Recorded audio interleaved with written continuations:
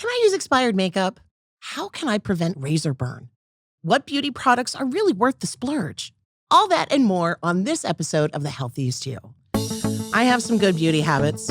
I probably have some not so good beauty habits. Maybe sleeping in makeup, maybe expired makeup. Some things I shouldn't have done with the razor.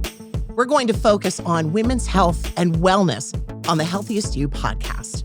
Whether you're on your way to work or you're enjoying a cup of coffee, take this time to focus on your health. Here to talk about beauty habits and things to ditch and switch is Emily Doster, aesthetic nurse with LVPG Plastic and Reconstructive Surgery. Emily, welcome to the show, and thank you so much for joining us today. Thanks for having me. Are you excited? I am. Are you going to scold me about some of my beauty habits? Maybe. That's absolutely fair. And I could probably use a little scolding for some of those things. Now, right off the bat, for a lot of us, makeup is a huge part of our morning routine. I typically do not leave the house unless I have put some form of makeup on. I love it. I don't love how expensive it is, especially for some of the more, I guess you could say, quality products.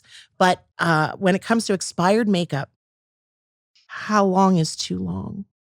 I think it's all kind of relative, depending on what it is, what formula it is, where you're using it. Are you using it on your eyes? Are you using it on your mouth?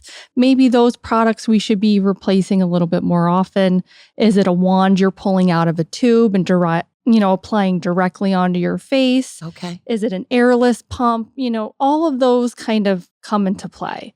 I've had products for probably longer than I should as well. Okay. And some simple sanitary techniques like spritzing an eyeshadow palette with alcohol or, washing your applicators more might elongate the use of the product. But if the formula looks different than it used to. Oh, if you can notice a change in the consistency. Right. If it's separated, if it's no longer the color you remember it, if there's some kind of maybe film on the top of it, maybe or a it's funky time. smell. Yeah, absolutely. Then it's Smell, time. Definitely. Okay. Time to toss it. Good to know. Mm-hmm. So you're saying that the health and beauty products that I have maybe from high school I should let them go. Maybe. Yeah. Maybe time to update. I think you might be right. Now, how often should I be replacing my go-to makeup items? I would say, again, like eye products like mascara, definitely every couple months. Read the label, read the manufacturer's suggestion, but keep in mind too, they do want to sell you stuff. So good point. If it looks okay, smells okay, maybe you didn't even open the package yet, use your judgment when you're using things. Okay. And save some money too. Absolutely. All right. So we are going to talk the good, the bad, the ugly, and probably one of the ugliest habits that I have is not cleaning my brushes. How often should we be cleaning our brushes? And is there such thing as too much cleaning of the brushes? If you're investing in your brushes with like natural bristles, you do want to maybe be careful about how much you're washing them, almost like you're washing your own hair, right? You only want to do it when you kind of need to. So if you're the only one using your brushes, do you have to clean them every single time you're using them? No. Oh, good to know. Okay. Yeah. Maybe once every couple weeks, once a month, especially if it's powder formulations. Powder doesn't tend to harbor bacteria as much as like cream formulations Good or to know. a beauty blender that you're, dampening when you are using it. So I tend to wash mine, I'd say probably about once a month. But if I'm using a sponge, maybe I'll wash that once a week. Good to know. What about when my teenager comes in and starts using my brushes and I don't know That's a about whole that? nother show. We will book that for a later Healthiest You podcast. Now, does our skin need time to breathe? And I remember reading this back long ago when I was younger, maybe a day of the week where you don't put too much makeup on or you don't wear any at all. Does our skin need that? I think it's more about prepping your skin and then also taking the makeup off when you're done wearing it. So not necessarily that your skin needs a break from putting it on unless you're getting irritated from it, unless your products are, making you break out or they seem like they're clogging your pores. Products I see like that now are a lot of primers, right? Things Oh, that primers are are huge right now. yeah, and we didn't really grow up with primers. They're a new thing, and everybody wants poreless skin that looks like it has a filter. Airbrushed. Yes. So Yes. these products really are meant to kind of fill in texture. So those products maybe you'd want to take a break from, save those from those days where you need long wear. But if you're Okay. just, popping out, maybe don't use those products that As are meant. often. Yeah. Use them as needed. If you have a, like you said, a long day ahead of you or a Yep. special event. But if you're just Exactly. running out to get the groceries, you don't need to do the full Yes. thing. Absolutely. And Good to know. if that's what you want and that's what you like and that's what you want to present to the world, go for it. But Right. just make sure that you're taking the proper steps to take everything off. So that is kind of giving your skin a break. Okay, so that leads me into taking it off, and I have a very difficult time pronouncing this word. Micellar? Yep. Did I say it right? Yep. Micellar. Micellar water. Is that a great makeup remover? Is it a great cleanser? Can I do that instead of washing my face? So, whenever you have makeup or even sunscreen on, you do kind of want to do it in two steps. You Oh, want okay. to take all that off first, and then you want to actually wash your face. So, micellar water is a great ingredient. It's very multi purpose. Essentially, micellar water is just water and an ingredient called glycerin. And glycerin is a moisturizing agent, it's usually the base of most moisturizers. So, when they combine those together, it almost is kind of syrupy. Yeah, that's the feel that it has Yep. and the feel that it leaves on your skin after you use it. Yeah, it's like a little bit of a thicker water. So you can definitely use that to take your makeup off. Um, but I would suggest using like an additional cleanser afterwards. Okay. Mhm. So I need to add an extra step because I mean the bottle says you don't need to wash your face afterwards. Yes. But you've done a lot more when it comes to skincare, so I'm going to trust you versus the bottle of the water. And a lot of products can be multi-purpose. Like you could take your makeup off with micellar water, wash your face, and then maybe use the micellar water as kind of a hydrating toner and leave Oh. that on. So it is a great product to have at home. I use that one a lot. It's great for teens, younger skin. It's gentle, it's effective. So it is a good product. I do love it. I love the one that has the hyaluronic acid in it as well Yep. because I've read the benefits of the hyaluronic acid. Yep. Okay. So now we talked about cleansing, and there are times when you forget to cleanse. Mhm. What happens when you go to sleep with your makeup on? We're all guilty of it. Every once in a while, I'm Ab- sure maybe you're not as guilty as the rest of us.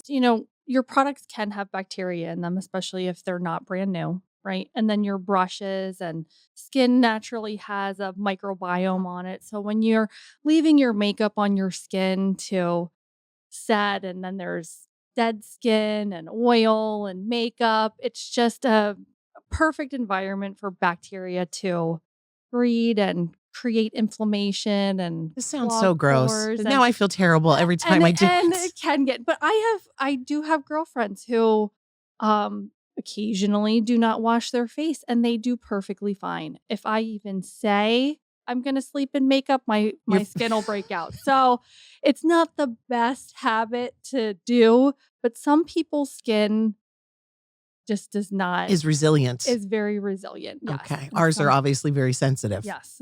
I remember hearing from a girlfriend that whenever you sleep in your makeup, that one night is almost 7 years of aging on your face.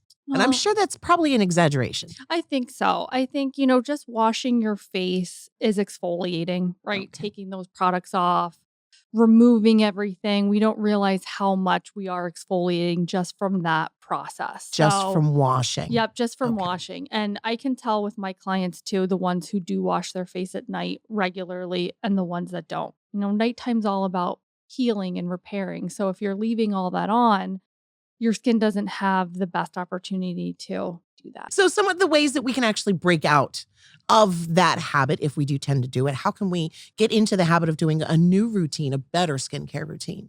New habits are hard to form. They really are. You just have to find a time that's going to work for you, even if it's as soon as you come home at night, from your day, because sometimes we do, we make dinner and we're putting our kids to bed, and then we just sit in our bed for 5 minutes and be like, okay, I just need, some time on my phone. And then you're like, I'm not getting up. Right. So Oh, you just described my evening, yeah, Emily. Thank you.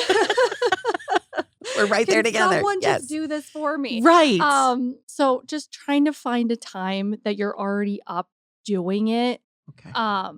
you know, before you settle in for the night, before you sit down for the night, that kind of thing. I like the idea of maybe setting a timer or a reminder, Yeah. but especially when you sit down.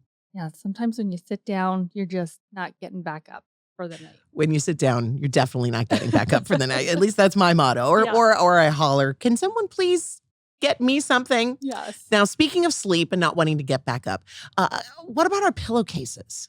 So I hear a lot of questions about using silk pillowcases. And silk is a very natural fiber. It's very soft. It's not absorbent either. That's what makes it different between cotton. And some people, cotton is a natural fiber as well. It's breathable, but it is very absorbent. So sometimes it can absorb the oils and the moisture from your skin and your hair. So silk is a nice option. It's a little bit more of an expensive option. So, What about satin? Because I hear a lot about satin when it comes to getting rid of frizzies in your hair or sa- helping to prevent. yeah, from what I understand, satin is more of a blend of kind of synthetics. So it can be a little bit more not as absorbent, but also not as breathable as a silk. So Okay. I think either one is a nice soft option. It's not going to be rough on the skin. It's not really going to be absorbing the products that you put on your face. But again, I think it's just kind of personal preference. I'm not sure how much that's gonna impact. Impact your skin. Yeah, But I'm also thinking a silk pillowcase would probably be a nice gift for the future. Maybe my ab- husband. absolutely. I Yeah, always think that's a great fun gift. that is a great Yeah. fun gift. Mhm. My biggest concern, and I've tried numerous different products, and it's dark circles. Yep. What is your recommendation, the best way that we can conceal these or at least just minimize their appearance? Absolutely. So I would say this is probably the number one question I get from my clients all the I time. believe that. And what I try to explain to people is that we see we see the skin. We see it from the outside. But that area is such a complex anatomical area. So that means that a lot of times what we're seeing is happening on even like a bone structure level. So we think about aging all the time, but what we don't, and we think about skin and we think about makeup, but we really don't often think about like our bones, right? I mean, not when we're talking about beauty. Right. That's not Um, I'm sitting here exactly. I'm very interested in what you're saying about Yes. this. So a lot of times we think about skin, makeup, how can we conceal it? But the under eye area really is more about the bone structure and bone loss. And especially for women, that is a very hot topic. Osteoporosis, calcium, vitamin D, Yes. maintaining strong bones. And we think about it not necessarily in our face, but that's a huge part of the aging process. So, topicals are great, but we have to remember that there's a lot going on under the skin that a topical is not going to correct. So, keeping the skin healthy, hydrated, protected, that's really the best that we can do as far as skincare around under the eye. And then there are some makeup tips and tricks like color correcting that can cancel out those deep blues and those deep purples. That we tend to see when we Okay. get really kind of hollow Oh, under the yeah. eye. I've So, seen a lot of the different corrections that people have used from green to orange, depending on your skin tone. yep. And it's always something that I'm very focused on Yes. is the dark circles. Yeah. But I think I need some vitamin C in my life. Yeah. Vitamin C, potent antioxidant. A lot of vitamin C eye creams have kind of like a yellow or orange tint to them. And when we're thinking about correcting underneath the eye, it's a lot of color theory. If you want to cancel out that blue, purple, deep tone to it. You want to just look at the color wheel and it should be opposite of that. So under our eyes, it's a lot of times blue, purple. So the opposite of that would be like an orange or a red.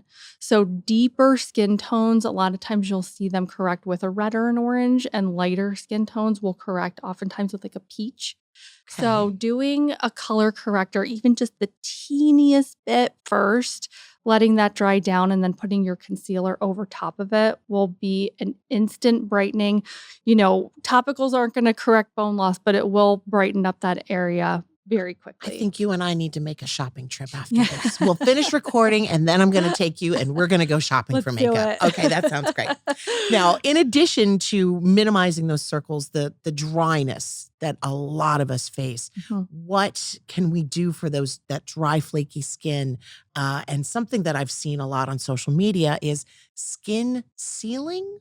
What Mhm. kind of hack is this? So skin sealing, I think now with social media too, beauty influencers are kind of coming up with different niche terms to kind of separate themselves from one another. And skin sealing reminds me of something that we sometimes call slugging the skin too, or that we may have heard of slugging. And it's just creating kind of an artificial barrier using a product that's an occlusive. So something like an Aquaphor ointment or Like a something diaper rash treatment is basically exactly okay. with anything like that, like diaper rash, dry, flaky skin, irritated skin. Your barrier is not protecting you, right? Your barrier of your skin is compromised, and that's why your skin is dry, it's flaky, it's reacting. So, using a product that is an artificial barrier just helps to allow your skin to heal, but it also seals things in. So if you're putting your hyaluronic acid on, you're putting your vitamin C, and you want to make sure that it stays on there, you put your topicals on. And then with this for version, the occlusive they're using is more of like a plastic wrap. So they, put that on under there really to just ensure that it's absorbing into the skin, not evaporating off or Okay. wiping off or anything like that. Well, I'm very glad you explained that because there's so many different trends on social media. And like you mentioned, different Mhm. beauty influencers using different names for things that we've done in the past. Mhm. It just now, like you said, it has a different term to it. Exactly. Yeah. Okay. Mhm. Also, drinking smoothies. Is there something because we talked about the topical, Yeah. there's only so much we can do on the topical, Mhm. but from the inside out, what would you recommend as a skin smoothie? Yeah. So I tell my clients a lot of times that skin really is an inside out story. So just like you want to put antioxidants on topical, a lot of times that's what you want to do inside too. So when I think about skin, you think, it's made up of protein. Mhm. So you want to definitely have protein in there. Antioxidants, that's going to neutralize all those really reactive, damaging molecules. Hydration, vitamins, minerals, all these things that we're putting on topically, you want to introduce internally too. And a lot of, our skin's essential. It's our largest organ, but a lot of times nutrients are going to go to other parts of our body first before it goes to our skin. And that's Right? why There's priorities. absolutely. Right. And that's why topicals are important too, because skin, can sometimes be the last too. It's forgotten Yeah. far too many Mhm. times. Okay. So we talked about bad habits of sleeping in our makeup and not washing our brushes. What about popping the occasional pimple? Popping the pimple is a hard thing not to do. It really It is. is. It really Yeah. is. What do you suggest? What are your My thoughts? favorite thing right now is pimple patches. I think they're phenomenal. I've just noticed them Yeah. and you don't even really notice them. I mean, and like people nowadays, there's just no, like, I see kids out and about and they have like smiley face pimple patches and stars, and people are just, owning it. Yeah, I'm breaking out, and it's a great way to just keep your fingers off of it and allow it to heal a little bit more before you do possibly extract it. You don't want to pop a pimple when it's just forming and you're just seeing it. And that's typically when people will. They just want to get their hands on it and get out. But you really want to allow it to go through a healing process. And then more when it's towards the end of the inflammation cycle, you could possibly extract it, but usually it's gone by then. So if you can just wait, put a pimple patch on it, try not to touch it, try to leave it alone. It's usually the best I like for it. that. I really Mhm. I wish they had those when we were in our adolescence, Same. especially for for stopping from touching it. Exactly. Just to keep your fingers off of it. That's what I try to teach my daughter over and over is don't touch. Don't touch. Keep your hands clean. Yes. Same thing with my son. Keep your hands clean and don't touch your face. Yep. It's hard. It's hard to do. But that can curb it a little bit. Okay. So we're going to use a patch. We're not going to pick. Are there other more effective ways to address the pimples, to address the blackheads? What do you think of pore strips? I think pore strips can be kind of aggressive. Okay. You know, it's very satisfying to watch them peel that off. But in reality, most people's pores aren't that large and congested. I really like more products that work by dissolving. So like a salicylic acid or a retinoid that's going to exfoliate your skin, not that's going to scrub it or rip it off. We tend to be really aggressive with our skin. We want to do a lot to it and, but really being gentle is kind of the best thing. It's good to remember. Very good to remember. I've also read when you use the pore strips, you're really just pulling out the sebaceous filaments. Right. And most people have those. And you want them. It's actually a sign that your barrier, your acid mantle, which is that lipid layer, is intact and it's doing its job. Oh. So as soon as you pull those out, your skin is going to be making new ones. Making more. Yep. So you can minimize them, but you do kind of want them. So we want them. All right. So we keep our fingers and we quit poking and popping them. Step back from the mirror. Just a little bit. Now, there's something that I remember, and I'm sure you remember it as well. The toothpaste spot treatment. Oh, she gave me a look on that one. Okay. Well, I had heard this, but I really didn't understand why people were doing it. I didn't know if it was like the mint was kind of drying but what I learned was it was really the antibacterial property that people were looking for with the toothpaste. So, acne can definitely be bacterial based. But I think the ingredient that people were using for toothpaste is no longer used anymore. And because it was used in antibacterial hand soaps and all those products that we no longer use because we found that they're not very good. Exactly. We don't want to necessarily kill all the bacteria. Bacteria is great. The good ones are. So I think it was more just trying to kill bacteria with an ingredient that I was always told it would dry it out. And it would dry it out. And then you'd have to over moisturize. And then over moisturizing would just lead to more breakouts. It was a ridiculous cycle. Yes. So we're going to say no to the toothpaste. Yes, I'd say, yep. Just for the teeth. I like that. Just yes, please for the teeth. Plus, if you pick too much, it dries out too much. It leads to scarring. I still have some little marks on my skin. What are some of the great ways to prevent that scarring from happening? Yeah, scarring is tricky because sometimes even if you don't pop a pimple, you might have a little bit of a mark to it. So just being gentle, not overly aggressive with the skin, really trying not to pop it when it's forming, when it's at that peak inflammation, angry point to it, just kind of leaving it alone. Your body has these mechanisms, in place to kind of heal and repair itself. So the littlest that we mess with it, kind of the better. If it's excessive, definitely talk to somebody. There might be needs to get different products to use. And quit scrolling through the TikTok feeds of the pimple popping. Yes, it's good to educate yourself, but it can be, yes, Dr. Pimple Popper. Oh my gosh. Yes, that has become it's a thing. Oh, it shows up in my feed and sensation. It is just to watch it maybe you just watch it instead of doing it to yourself. Absolutely. Okay. I've even seen little things on Amazon where you can get in it's like silicone skin. I've seen that too, we're in it and you can pop it. Yes. Maybe that might be an option. Rather than doing it to your skin. Yes. Maybe that's something that we can look into. Now, a lot of us do have these scars that we've already dealt with. Now, how can we handle those long-term scars? Is there a way to lessen them, make them look not as deep or as dark?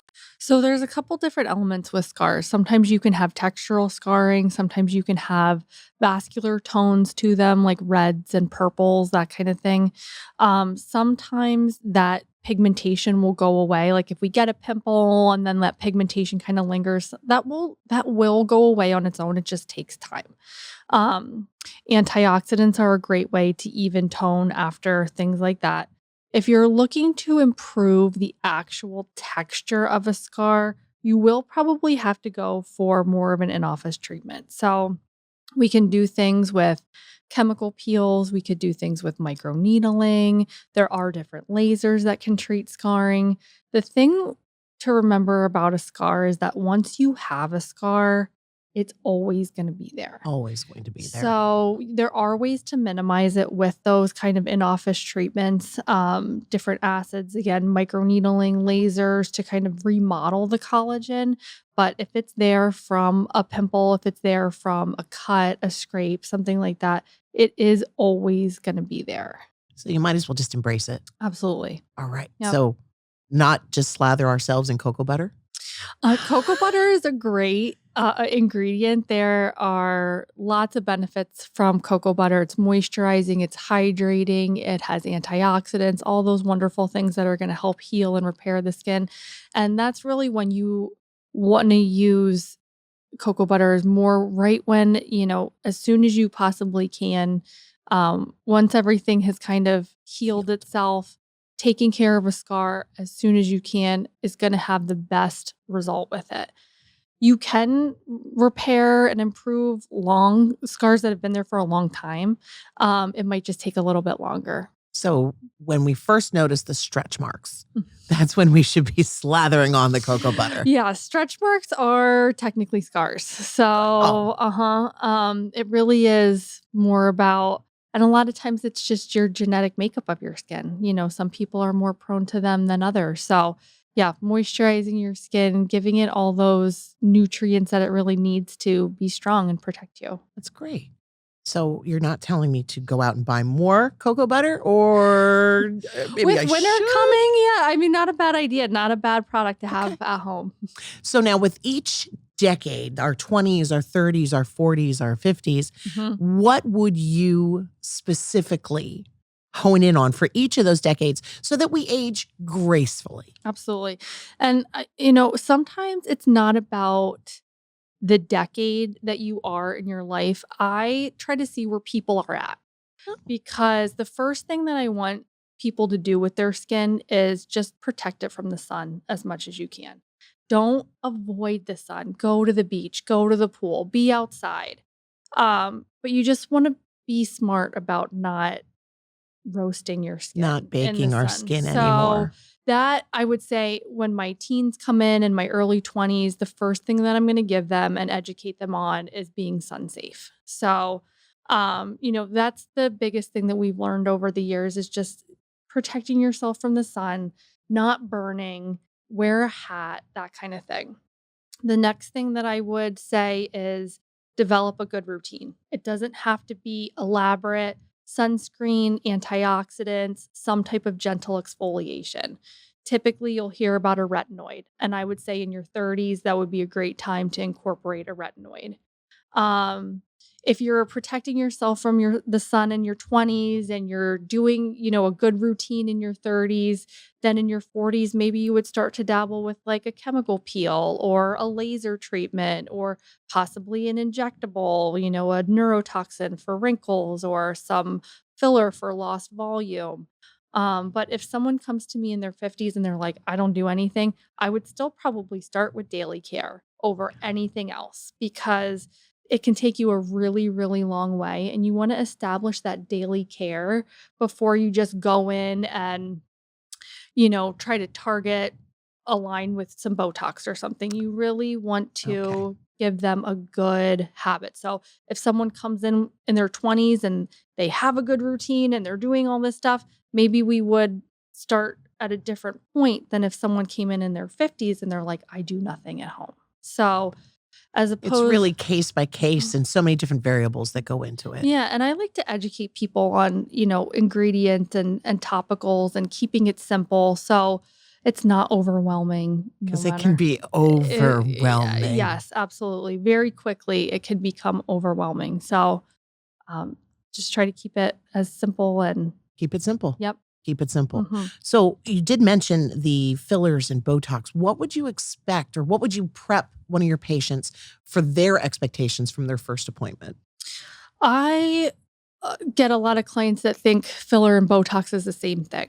They're they're So different? they are different. They're Oh, very I'm getting an different. education today. I love it. And that's really my goal with skincare, is really educating people so they can be educated and go out into the world and be like, no, no, no. They can flip their product around and be like, yes, this is what I'm looking for. Okay. And because there is such a variety of products out there, right? There's always something new, the latest, greatest. You can kind of look past a little bit of the marketing and see like, oh, this is good for me. This ingredient is what I need, you know? So when I have clients for filler and Botox, I do try to educate them on how it works, what it's typically used for, their particular concerns, and then go from there. What is the difference between Botox and filler? So Botox is technically a neurotoxin, which scares people a lot. Well, you're saying the word toxin. Yes. Yes, and then you're going to inject it in my face. Yes. Okay. But essentially what it does is stops the muscle from contracting. So Botox has been used therapeutically, which means in a clinical setting for medical reasons like migraines, different types of muscle spasms for years and years and years. And it was typically in the cosmetic community, we find these, things that have been used therapeutically, and then we kind of steal them. So when it's used for migraines, where they inject it in the face and the head and the neck, they saw, that people weren't forming wrinkles because they're not contracting those muscles. So certain wrinkles are from dynamic facial movement, muscle movement. So really one of the only ways to correct them is to stop making those muscle movements.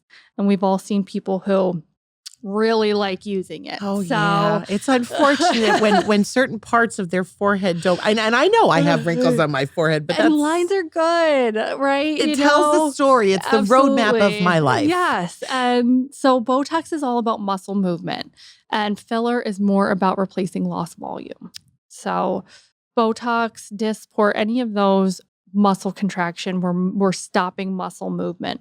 Where when you hear filler, you're thinking adding volume. Plumping, adding volume, Yep. like you would to your hair. Exactly. So now what's the Barbie Botox that I've been hearing about? Yeah, Barbie's having a year. I love She it. really She's is. having a comeback. I played with my Barbies so much when I was younger. Barbie Botox is when they put it in the trap muscle, the trapezius muscle, again, to kind of elongate the neck.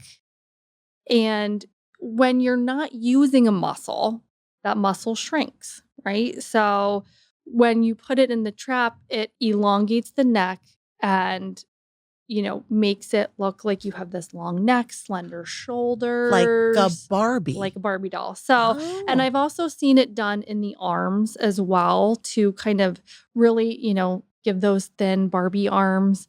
It's not going to do anything for my bat wings though, right? I'm just being honest, Emily. I'm not 100% sure. I would say no, but I'm leaning more towards no. But I had to ask. You can't blame a girl Absolutely. for asking.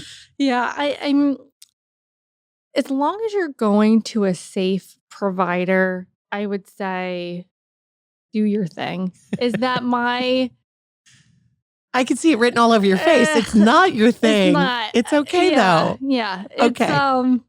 I like less is more for me. I tend to take that approach as well. Yeah. Now, we've talked quite a bit about face care. Let's move to body care and shaving and not shaving and shaving cream. And I've seen these new products, shaving oil or just using water. What do you think is the best approach to getting the best and smoothest shave and helping with razor burn, or at least trying to avoid razor burn? Absolutely. Sometimes I have my clients that come in and they have like these real aggressive scrubs for their face and things like that.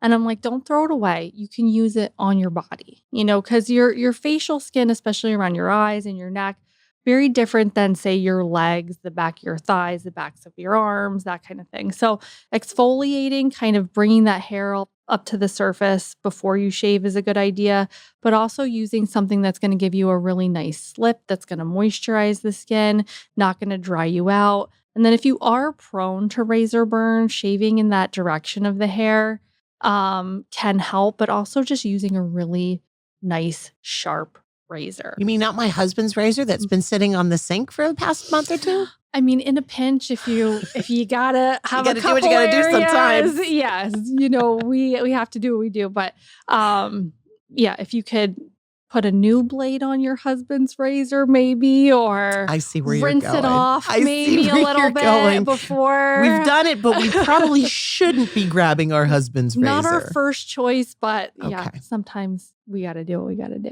I understand what you're saying without saying it. Is there a thing about when you share a razor with someone? I think the biggest thing is that nicks and cuts. You can transfer, bloodborne pathogens, that kind of thing. I didn't even think about that. Not that it's going to necessarily irritate your skin because you're using it, someone else is using it, but it is, bacteria, everybody. But if it's your husband's, you guys are sharing, germs all the time. Right. So I think it's more of just kind of like a hygienic thing. He doesn't change his often enough anyway, so Right. I just buy mine in bulk. Yes. And a dull shave. A lot of times he lets his get a lot duller than ours does. Mm-hmm. So a dull shave and replacing your razor head is always extremely important. How often should you replace it?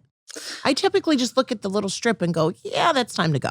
And I think, if you're going over the same spot multiple times and you're just not getting the result you want, switch it up. Time to switch. Yeah. But if you're only shaving once occasionally, Well, it is. We're approaching winter months. Yes. We'll no longer be shaving exactly as often this as much.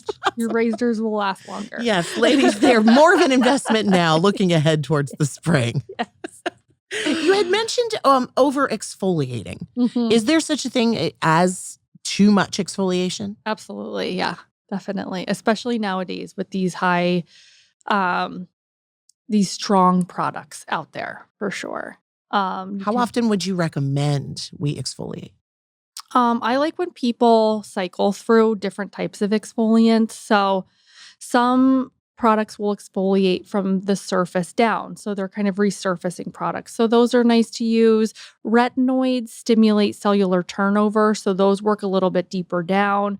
So rotating through like a topical alpha hydroxy acid, then using a retinoid the next night, then maybe giving your skin a night or two off to just recover the barrier. So you're not just constantly exfoliating it off. It almost feels like constantly attacking it, giving it a chance to just rest. Absolutely. All right. So Yep. that's important. Mm-hmm. But you also mentioned too, just washing your face is exfoliating. Yeah, absolutely. I mean, just, physical friction can be exfoliating, so sometimes we need that little extra bump of exfoliation, especially as we age. In our 20s, our skin's turning over much quicker than it is in our 40s and 50s. So You have to say it like that.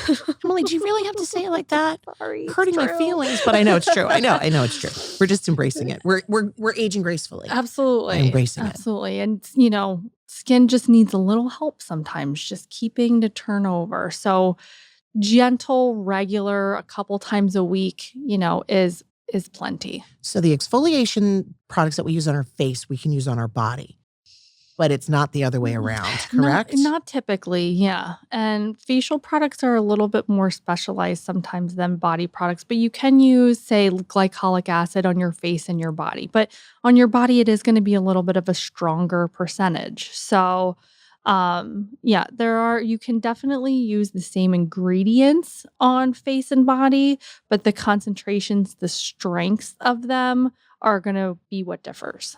We've taken an everything shower, we've exfoliated, and now is the time to apply the self-tanner. Mhm. It's nice to have a nice healthy glow, and self-tanning and sunless tanners are such a wonderful way to do that.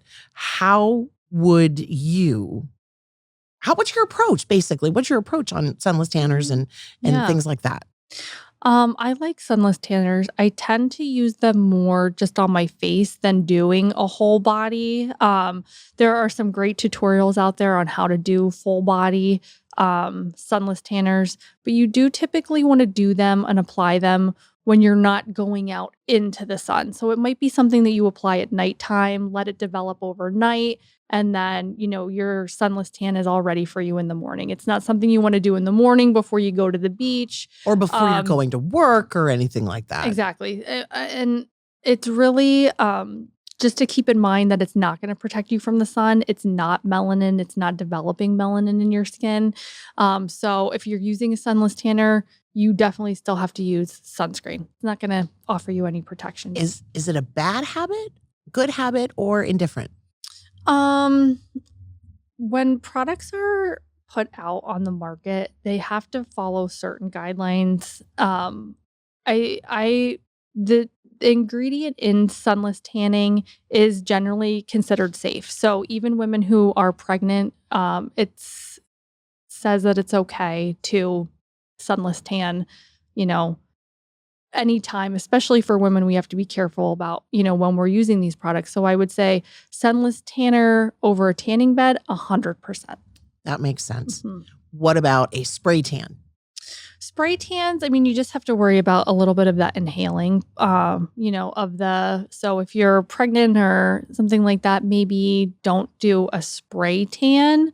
Maybe do something more like a foam or a lotion that you can do at home. The products have truly revolutionized since when we were younger. Absolutely. Versus now. There's mitts and there's different types of brushes and it doesn't undertones. Leave your hands orange anymore. Absolutely. I'll never forget that. Yeah, we were the first to experience the sunless tanner Yeah, and the side effects absolutely of a bad application. Now, in addition to some of the other trends that we've seen, castor oil. Mm-hmm. This one really caught me off guard because when I hear castor oil, I immediately think of my parents and my grandparents, and people are now using it for skin and hair health. And what is it with putting it in your belly button? Can you please explain that to me? Castor oil has a couple of really unique properties to it. It's thick, it's sticky, so it acts kind of as an occlusive, so as an artificial barrier. But as thick as it is, it does penetrate really deeply into the skin, and it stimulates a lot of blood flow. Oh. So that's why people really like using it. It's an occlusive, it's moisturizing, but it also stimulates this blood flow. So when people are putting it in their belly buttons or they're putting it on their abdomen, they can be trying to assist digestion or possibly alleviate cramps, that kind of thing. So really? Yep. A lot of healing and health comes from blood flow, circulation, right? And that's why castor oil has been super popular. I never would have thought of that, but it absolutely, the connections are there. Yep. Mm-hmm. Now, would you consider castor oil to also be part of one of those skin sealing products that we had talked about previously? Yeah, I would consider it to be kind of a skin sealing ingredient, like an occlusive. It is kind of a messy product to work with, though. It is very sticky. It is very tacky. Is it like molasses? It is. It's not quite like molasses. It is just a very thick, sticky oil. So, I don't know how. I can see combing it on your lashes or that kind of thing. Really? Eyebrows, people do that too. I'm fascinated. Yeah. So moisturizing, but putting it all over your body would have to be a little, there might be some messiness going on there. Understood. Yeah. No further clarification is needed. So the castor oil would help with your eyelash growth? Castor oil is very thick. It's moisturizing. So that is the idea when using it on your lashes, just kind of nourishing that hair. Nourishing is a big word when it comes to hair. Mm-hmm. And we've talked face, we've talked body. Mm-hmm. Let's talk a little bit about that hair. Yeah. I spend ridiculous amounts of money on my hair. We all do. Yes. Yes. And not just the hair, but also the products that go with it. Because if you're going to spend the money on getting a wonderful haircut, color, whatever type of treatment you get, absolutely, you should maintain it with the really good products. But I don't wash it very often, and I'm using a lot of dry shampoo. What are your thoughts on dry shampoo? I think dry shampoo is great. I think that, you can Definitely extend washing your hair. It is a time commitment, money commitment, everything.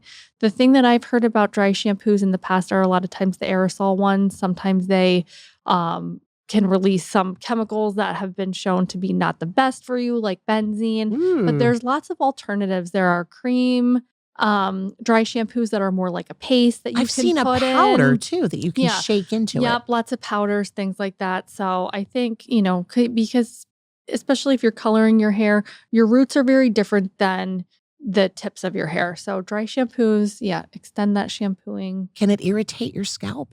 I'm sure it could. Absolutely. I've noticed a big change since Mhm. I've gotten older and the hormone shift. Yep. My scalp gets drier and itchy and flakier, and I've really had to incorporate some new scalp care products into my routine that I've never had to use before. Yeah. Is that it? That's typical?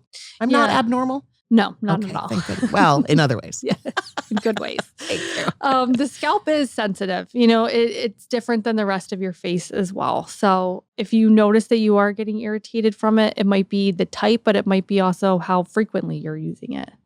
So I don't have to give up my dry shampoo. I just have to pay a little bit better attention. Yeah. Okay, I can do that. So we've talked all of it, the head, the toes, the skin, everything in between. I want to know what you really think are some of the top products that we should be investing in. So my top 3 would be sunscreen, antioxidants, specifically a vitamin C, and a retinoid. If you can't tolerate retinoids, definitely some kind of gentle exfoliant like glycolic acid, lactic acid. Those are my top 3. Those are your top 3. So same again, because I completely forgot them already. Yeah. Sunscreen. Sunscreen. Yep. I use a tinted moisturizer that has a 45 SPF in it. Yep, that's perfect. Okay, so SPF and then Antioxidants. Yep, specifically vitamin C. Got it. And some kind of gentle, regular exfoliant, whether that's a retinoid or an alpha hydroxy acid, something that's just going to aid your skin in turning over. Wonderful. And there's so many different brands and lines that have those products. So you don't necessarily need to break the bank to get some of those great benefits. Absolutely. Okay. Now, I think when I say that, drugstore, do you have any things that you would opt for the drugstore that would be an easier on the budget? Absolutely. So I always suggest people the products that are not staying on your face, like your cleansers and things like that, your makeup removers, those products that you're essentially kind of washing down the drain. Do you have to invest a ton in them? No. Like a one-term use. I'm using it one time per day. Absolutely. Okay. Yep. And even with your other products like your retinols and your vitamin Cs, some of those active ingredients, you might want to start with a more gentle form of a retinoid or use a drugstore retinoid over the summertime that's not as strong. Or this time buy a drugstore vitamin C, next time try something different. So it's really more about ingredient and kind of knowing what you're using. And then you can swap out a drugstore for, a more expensive one if you, from time to time. I think we're going to talk a lot after this about some of the products that I'm using. It's been wonderful. We have covered so many do's and so many don'ts. Your best beauty habit? I think the best one is consistency, which is hard. Oh, that is extremely hard. That means staying with the routine every day and every night. Most days. Oh. Yeah. Not every, most of the time. Give yourself a little slack. Little wiggle room. Exactly. Thank you. Yep, Thank you. We all need to hear that once in a while. We're allowed to have a little slack. Exactly. Don't beat yourself up if you fall asleep after a long night with makeup on. Just, try not to make it every single night you're doing it, I try to do once a week. If it happens once a week, I'm okay. Right. Use your sunscreen most days, but, so. Consistency. That's one of the hardest things, Emily. I know. So difficult. This has been so wonderful and so educational. And I really hope that everyone listening has had the chance to absorb some new things and learn some new things. And thank you so much for joining us today. Absolutely. Thanks for having me. We're going to talk later, too. To learn more about specialized skincare services and treatments that are available with Lehigh Valley Health Network, visit lvhn.org/facial aesthetics. Remember to subscribe or follow the Healthiest You wherever you get your podcasts, so that way you never miss an episode. And remember, be safe, be smart, and be the healthiest you.